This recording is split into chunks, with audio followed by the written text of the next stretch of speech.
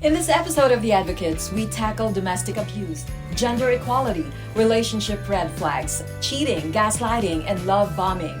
We also discuss the viral video showing a police officer repeatedly hitting a woman until she fell down. According to the Malolo City Police Station in a press statement last May 10, the officer has been relieved from duty. Joining us today is gender equality advocate Alvin Cloyd-Dakis, a sought-after speaker on gender and development for both government agencies and private organizations. I'm Rochelle Rubio, and this is The Advocates, Empowering Voices.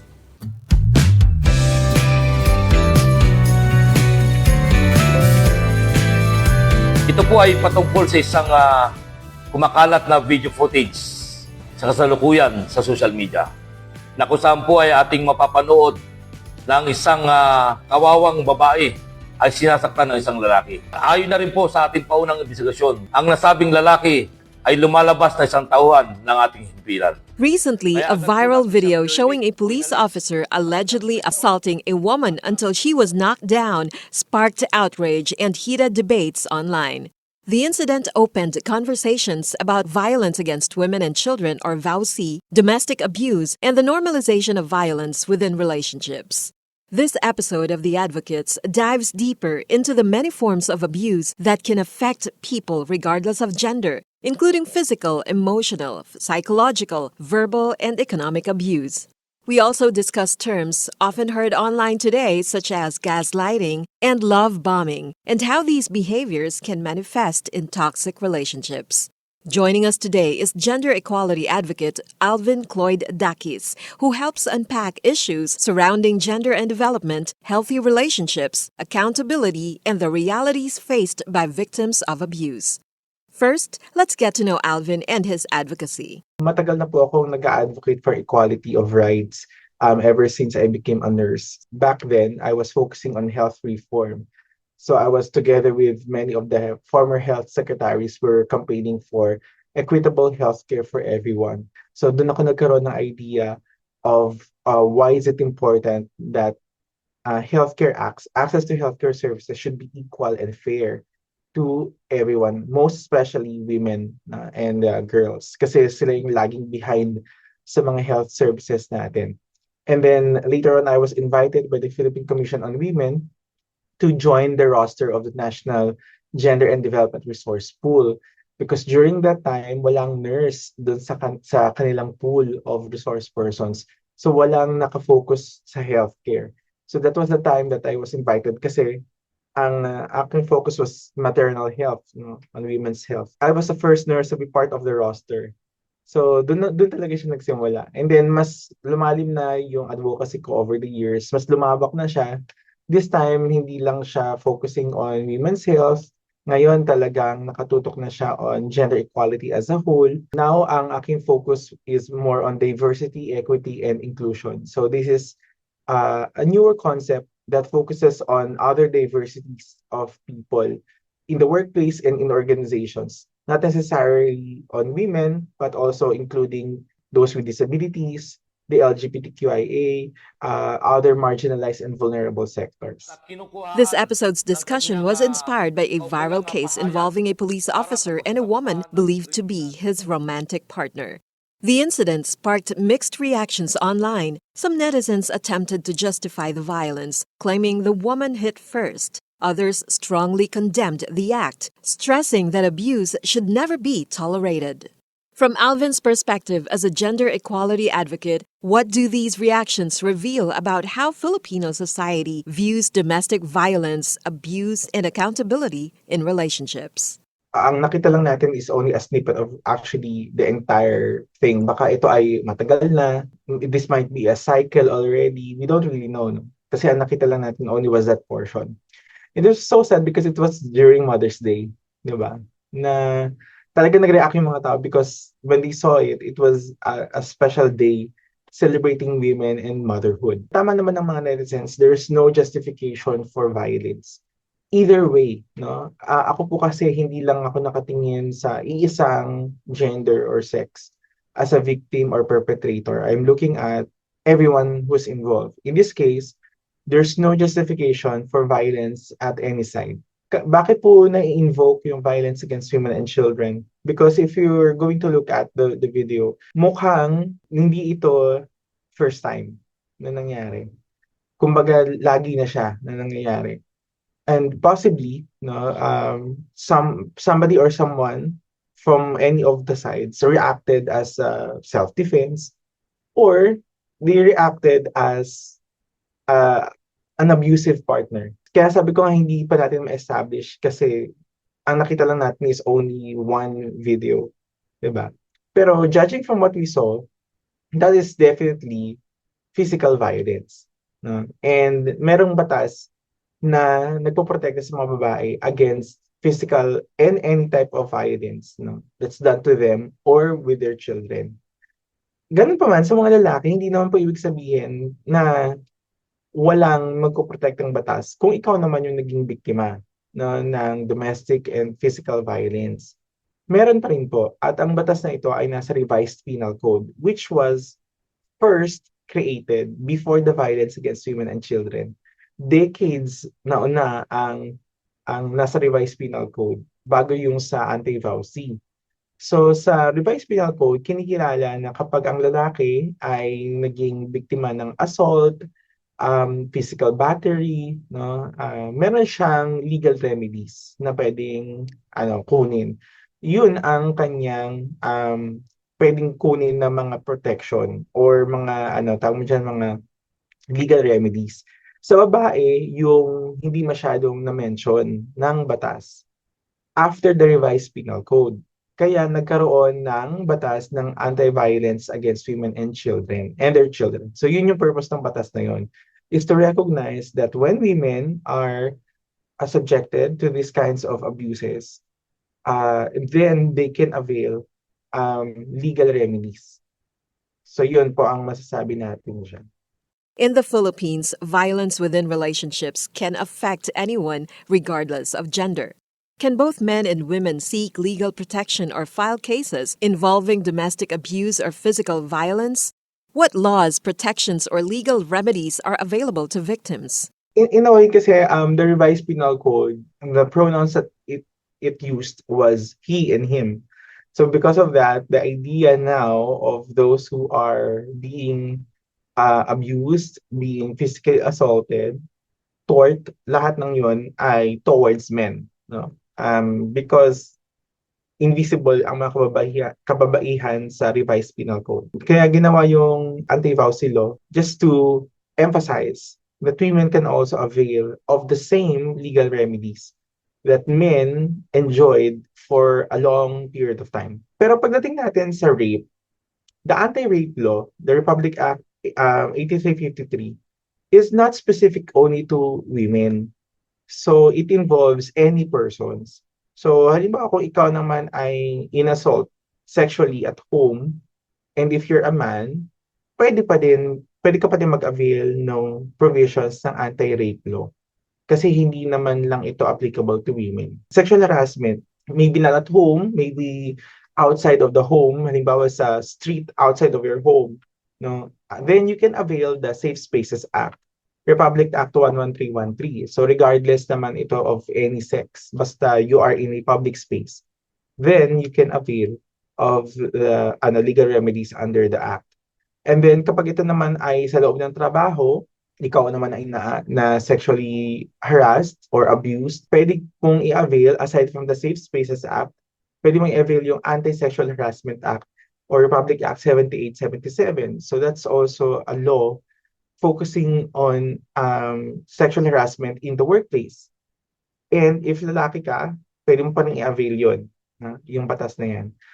Kapag naman ikaw ay hinaras online, sabihin na lang natin kinuha yung recording mo, just like what happened to some of our male celebrities, no, when they were videoed without their consent, no, and then pinakalat ito, no, so that's a violation of the Anti-Photo and Video Voyeurism Act, no, so pwede po nilang i-avail yun. So hindi lang po babae ang pwede mag-avail ng ganitong klaseng mga batas, mga lalaki din, no? It's just that siguro the reason why a lot of men felt na parang masyadong naha-highlight si anti-VAUSI, the reason being is madami kasing biktima ang nag-avail ng anti-VAUSI. That means very pervasive ang issue ng domestic and sexual violence against women in their own homes, in their relationships, no? And because this law was written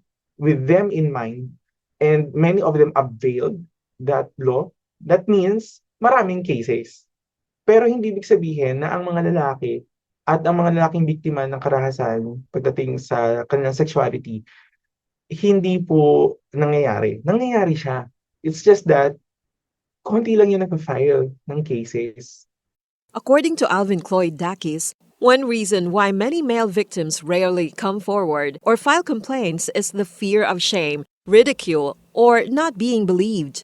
In Filipino culture, men are often expected to appear strong and emotionally tough. Because of this, some male victims choose to suffer in silence rather than speak openly about abuse. Our culture is still considering the macho culture. Ang pagiging macho sa Pilipinas ay isa dito nakalagay na dapat matiisin ka, no? Pag may masakit sa katawan mo, pag meron ka nararamdamang pain whatsoever, emotionally or physically, hindi sila nagsasabi until malala na. Nandun din sa macho culture natin is that dapat ikaw yung sexually dominant, no? So dapat ikaw yung nagko-control when it comes to sex. And in this case, no, sexual violence happening sa mga lalaki. So parang mapapahiya pa sila kung sila yung magre-report, sabihin na, oh, under ka naman, mga ganun. So something like that. And then of course, power relations. In the Philippines, nakikita pa din na karamihan ng mga tao that men are physically and they're physically stronger than women. And in terms of power, they have more power than their female partners in terms of decision making, no, power relations with female partners, something like that. So if domestic violence will happen at lalaki ang nagrereklamo, the perception of the public is, ay, ang hina naman ng lalaking ito. Parang ganon. So, natatamaan yung ego niya. 'Di ba? Kanyang self-worth because of that. Kaya yung iba, hindi na nagrereklamo. But actually, it happens, no? And there is actually one study I'd like to share quickly lang.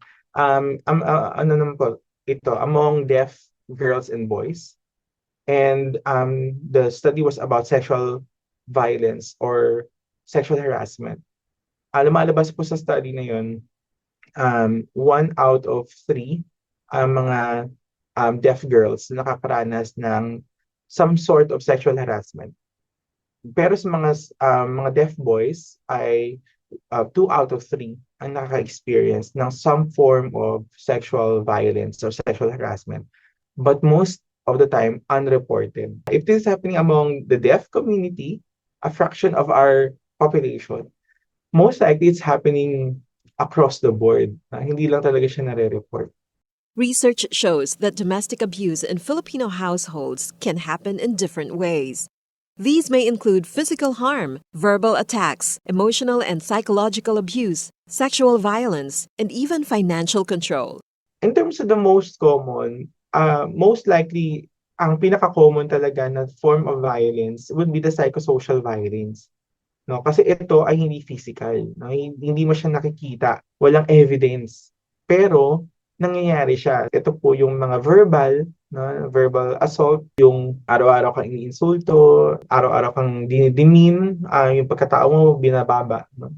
Sinasabihan ka ng mga words that will actually demotivate you. Physical violence, sexual violence and physical violence would tie in as second when it comes to the most common.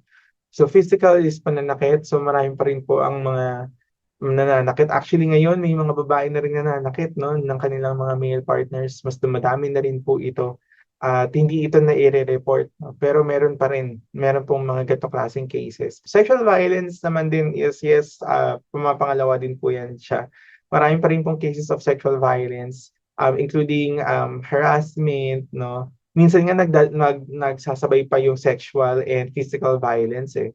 No, may pambugbog, tapos may sexual violence after, or sexual violence first and then physical violence after. And then meron ding psychosocial violence, may verbal violence din all throughout, no? Ang pinaka-least, pero equally important is the economic violence, no? Ito po yung hindi pagbibigay ng pera sa partner, yung pagpe-prevent ng partner na lumabas ng bahay, nililimit mo yung kanyang liberty, nililimit mo din yung procure niya ng properties, for example. So all of these things are still very common to many households. Pero yun nga, the psychosocial yung pinaka-common dahil ito yung hindi nakikita, no, ito yung mas nararanasan everyday na hindi nila napapansin na violence. The discussion also touched on cheating, including the so-called micro-cheating. Alvin explains that repeated acts of betrayal, manipulation, humiliation, or emotional neglect may also be considered forms of psychological or emotional violence because of their impact on a person's mental and emotional well-being.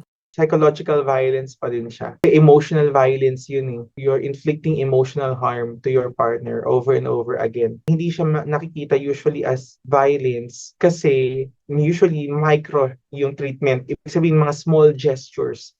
No, kasi yung physical violence may pagka malala. Pag na-experience mo yun, nasampal ka, nasuntok ka, malala yun eh. Mapapansin mo talaga yun na parang wait lang, parang sobra na yun.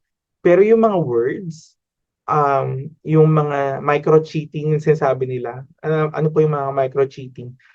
These are gestures, actions of a partner na tantamount to cheating, pero hindi mo siya masabi na cheating kasi very small act lang siya. For example, nag-like yung partner mo sa isang Instagram story or Instagram picture ng another woman or another man, mga ganon. Micro-cheating yon according to some. Emotional violence yon mga ganyan, no?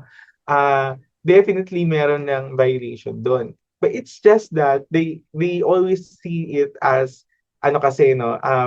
Para siyang separate issue from VAUSI. Hindi nila nakikita na cheating in a relationship is still violence, no? Kasi ang naiisip nila na violence is talagang violent behavior, may pagkaganan yung nakikita nila eh. Violence pa din siya and abuse pa din yun in the relationship. The reason again kung bakit many people, women for that matter, would always see this as not equivalent to violations of the law or violence in the relationship. Kasi nga, micro. So nangyayari siya in small amounts, no, in small events. At dahil doon, they don't see it as they would shrug it off na ano lang yan, I can still change him. Hindi pa yon sagad, parang ganon. Kaya niya pang magtiis, kaya niya pang alalahanin, kaya niya pang intindihin yung kanyang male partner in this event. No? And because of that, ito tolerate, no? In a way, na-tolerate yung, na-empower ngayon yung, yung gumagawa nito na, hindi naman ako, papatawarin niya pa rin naman ako konting suyo lang dyan, mga gano'n, no? And the cycle continues because of that. Experts say several factors may contribute to domestic abuse. These include financial problems, substance abuse, past trauma, unhealthy gender stereotypes, lack of awareness about healthy relationships, and cultural beliefs that tolerate violence inside the home. What is battered woman syndrome? The battered woman syndrome is the idea that was introduced in the Anti-Violence Against Women and Their Children law. The battered woman syndrome is where the woman is battered, so ibig sabihin physically, emotionally abused, and then eventually nag-retaliate, lumaban sa kanyang male partner or spouse. And dahil lumaban siya, pwede siya maka-inflict ng physical harm or pwede nga niya mapatay yung kanyang male partner. And the battered woman syndrome actually says that this is a form of self-defense. So in this case, kailangan mapatunayan yon sa korte na nag-suffer siya ng battered woman syndrome. And because of that, for how many long years of enduring pain, abuse, nung time na lumaban siya, napatay niya yung kanyang male partner. Pag napatunayan yun, syempre walang kaso sa kanya, no? Kasi nga this is out of self defense, 'di ba? So nandun siya nakasulat sa Anti-Violence Against Women and Their Children Law. May ganun siyang provision na hindi alam ng karamihan ng mga babae, no? Especially those who have been suffering from violence for a long period of time. Meron po kasi akong isang friend na kung saan ay gusto niya nang hiwalayan yung kanyang long time partner, a male partner.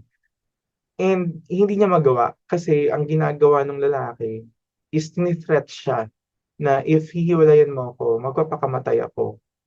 Something like that, no? Ngayon, hindi niya mahiwalayan. So nag-drag on yung relationship for a long time. Nandun na siya sa isang relationship na parang feeling niya wala siyang kawala.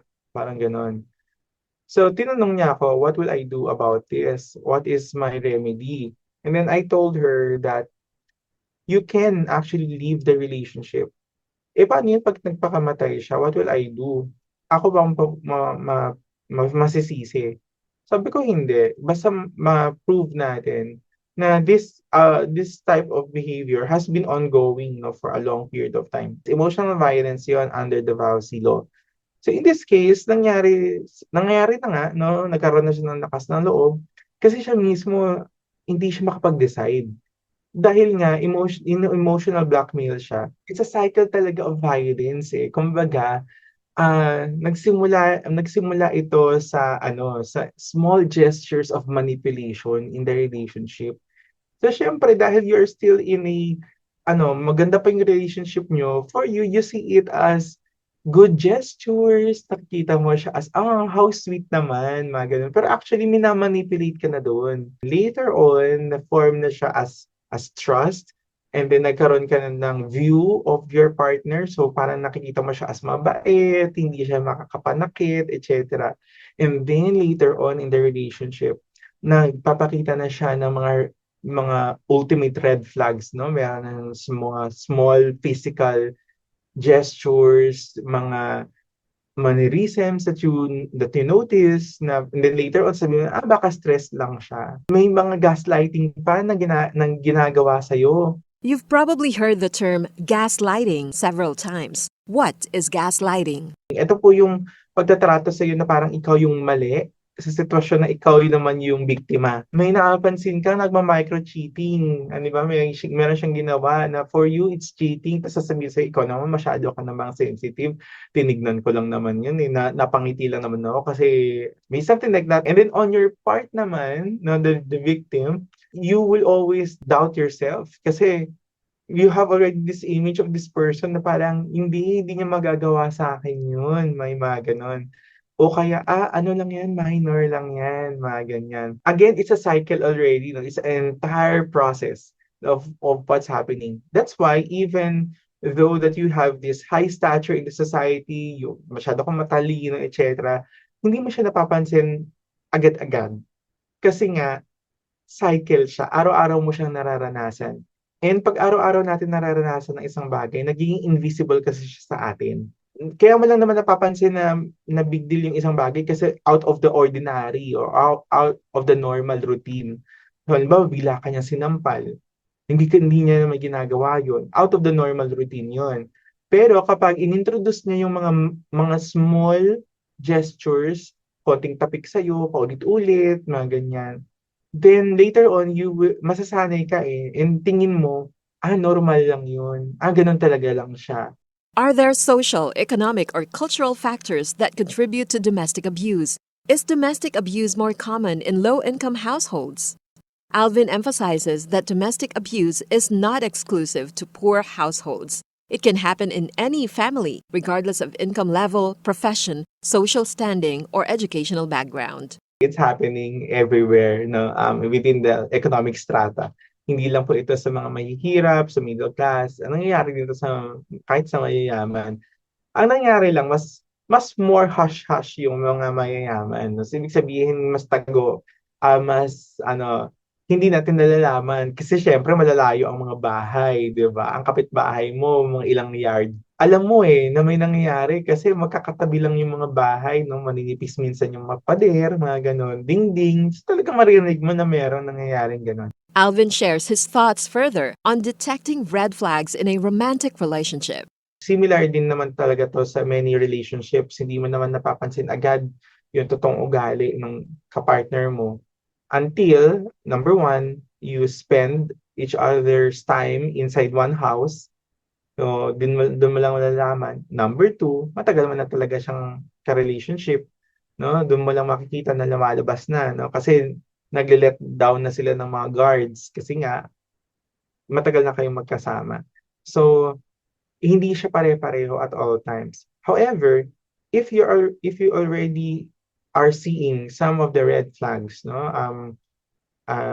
Gumagawa ng mga micro-cheating, may mga physical gestures, may mga ginawang physical sa'yo, kahit sabihin mong minor lang yan, these are all red flags that you have to be worry about. You have to note of this already. Hindi na po ito, kumbaga kailangan mong ipagsawalang bahala na I can still fix him. Mga ganun. Wala na po tayo sa ganung moment kasi lalala yun. Hindi siya mababawasan kapag hindi siya na-address.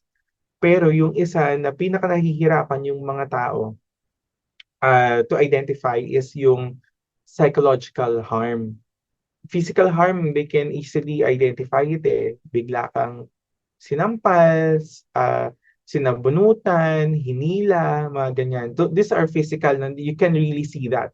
Pero yung emotional and psychological harm, hindi nila napapansin yun eh. Another thing to watch out for is love bombing. What is love bombing and why can it be seen as a red flag in a relationship? Ito, lagi ko itong kinikwento kasi ako mismo naka-experience ito. Yung love bombing, where your partner will shower you with gifts. Kahit walang okasyon, maya-maya, labas kayo, kain kayo, parang anong meron? Parang ganon. That's already a red flag. No, actually. Red flag na yon sa relationship. Kasi ako mismo nangyari sa akin yun. Female partner ko naman, gumawa sa akin ng ganyan. No? Love bombing, kumbaga, ang daming regalo. Kahit hindi ko naman birthday, walang okasyon. Sabi ko, bakit? Anong meron? So ako mismo nagtataka. No? Hindi ako komportable sa ganun. So I have to address it and I told her na, huwag mo na akong bigyan kasi I don't need it naman eh. Kumbaga, I'm good, parang ganyan. Kung may okasyon, okay lang, sige, that's fine. Pero kung wala, huwag mo na akong bigyan. Pero sabi niya, hindi, kasi ganun ako, I'm a giver, mga ganyan. Nung una, okay pa sa akin, kasi small things lang naman ang binibigay eh. Yung mga small mga gifts, okay lang yun. Pero lumalaki na yung mga gifts, no? Lumalaki na yung mga value, naging mga branded na mga clothes, mga ganyan. Nagiging appliances, mga ganun. Parang, huh? Sabi ko, wait lang, parang there's something not quite right in this relationship. So, yun, love bombing yung ganong klaseng behavior. So, bakit po ito kailangan ma-flag as parang red flag in the relationship? Kasi it's a psychological manipulation. Ano po ang meron doon? Kapag ikaw kasi ay pinapaulanan ng mga ganong klaseng regalo, akala mo sweet lang, no? Pero actually, ang ginagawa niya doon is tinatrap ka niya emotionally. Dependent sa kanya. Napipicture out mo siya as someone na mabait, na very maalaga to you, mga ganyan. Ginagamit niya yun later on. Kasi pag nagkaroon kayo ng conflict, mahihirapan ka ngayon to assert your own voice. Kasi nga, nilunod ka na niya ng affection kuno. 'Di ba? And then, ikaw magkakaroon ka rin ng self-doubt na parang, hindi naman siguro siya ganun. Kasi mabait siya sa akin. Lagi niya akong tinitreat, lagi niya akong binibigyan ng gifts. So, alam mo yun, na-shroud niya yung intention niya dahil meron na siyang mga ganong klaseng gestures na nauna na prior to the abuse. It's an emotional and psychological tactic, no, to make you feel disempowered. As conversations on domestic violence, abuse, and gender sensitivity continue to grow online, Alvin shares his perspectives. Promoting equality is not limited to campaigns or social media discussions, but should also be practiced in everyday life, inside homes, in relationships, and in the way people treat one another. Gender equality is not just an issue of women. Kasi ito yung laging na misunderstood. pag sinabi natin gender equality, it's always about women empowerment. So they always think that empowering women is the only way to go para magkaroon ng gender equality. Actually, gender equality means the equality of all genders. That means men, women, and even the LGBTQIA people are part of this gender equality as a principle, no, and as a value. Pero bakit po karamihan na mga issue ay na lumulutang sa mga kababaihan? It's because for a long period of time, ang nakakaranas talaga ng inequality o hindi pagkapantay-pantay o pagiging patas pagdating sa mga karapatan sa kasarian, mga babae ang nakaka-experience. Kaya nung inintroduce yung idea ng women empowerment o pagpapalakas ng karapatan ng mga kababaihan, mas lumabas din no, yung issue ng mga gender inequality. Pero hindi lang sa kanila dapat natatapos yung issue ng inequality kasi ang mga lalaki nakakaranas din ng gender inequality. Ang LGBTQIA ay nakakaranas ng gender inequality. So actually lahat tayo dumadanas niyan, no? Dapat walang specific sex, no, ang victim. Lahat pwedeng maging biktima, lahat pwedeng maging perpetrator of abuse, no, and violence. Hindi lang lalaki ang perpetrators, may babaeng perpetrators din. LGBT pwede din to another LGBT, LGBT ang perpetrator to a non-LGBT person. That's possible. And nangyayari talaga siya. So dapat makita natin that ang inequality, ang di pagkapantay-pantay at pagiging patas ay sa lahat, hindi lamang sa mga kababaihan. Una ay equality of rights. Pareho po kayong may karapatang pantao at na hindi pwedeng ma-violate. Tapos lahat sila ikukondena yung lalaki, rapist, ganyan, sexual harasser, gano'n. Pero pagka lalaki, pinagtatawanan. That's not equality of value, di ba? So yun yung tinututukan ng gender equality. At ang pangatlo ay equality of opportunity. So dapat lahat ay may oportunidad. So kung ang mga lalaki, batang lalaki ay may oportunidad para mag-aral at makagraduate ng basic education, dapat ang mga batang babae din. The revised penal codes, specific laws such as anti-vowsy, for them to avail should untoward incidences happen to them. So yan po ang gender and development in a nutshell.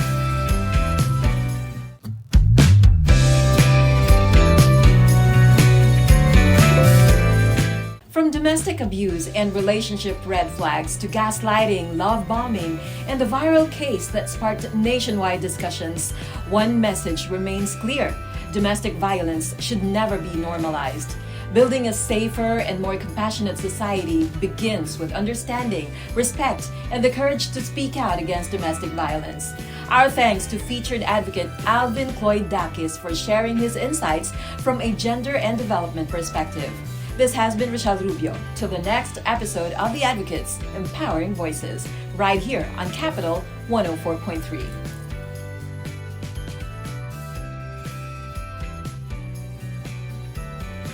This is where the voices of the voiceless are heard. The Advocates, Empowering Voices.